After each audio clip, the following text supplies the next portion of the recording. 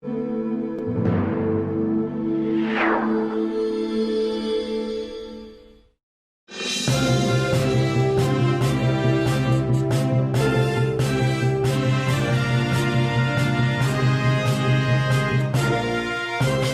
à tous et bienvenue dans ce condensé de l'actualité sur Culture Télévision.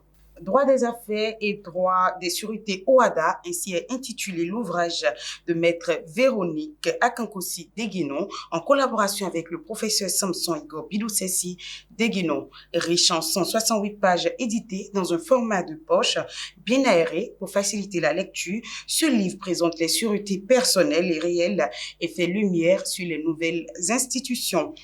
Il a été dévoilé au grand public le samedi dernier dans la salle polyvalente de la chaire UNESCO, sise à l'université d'Abomey-Calavi en présence du corps professoral, des collaborateurs de l'auteur, des parents et amis. Et donc pour maître Véronique, ce livre est la réalisation d'un rêve longtemps caressé. Pendant des années, elle a toujours voulu décrire ce livre pour combler un vide à la faculté des sciences juridiques.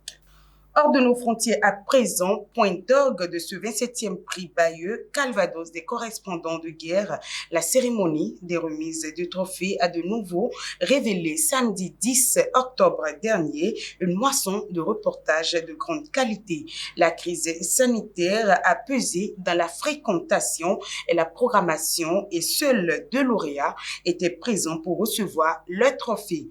Le maire de Bayeux a confirmé son souhait de faire de la cité normande la capitale internationale de la liberté de la presse. Et pour finir, l'artiste béninois Roméo Mivekane se réapproprie l'histoire. Arrivé à l'âge de 17 ans en France, Roméo, arrière-petit-fils du dernier roi du Dahomey, se forme à l'architecture. Seul noir de son internat, il choisit très vite de mener un travail de mémoire sur l'objectification du camp noir pendant la période coloniale, comme pour reprendre le contrôle de l'histoire. Une volonté de faire dialoguer les cultures françaises et africaines, d'organiser la rencontre entre sa propre histoire et la grande.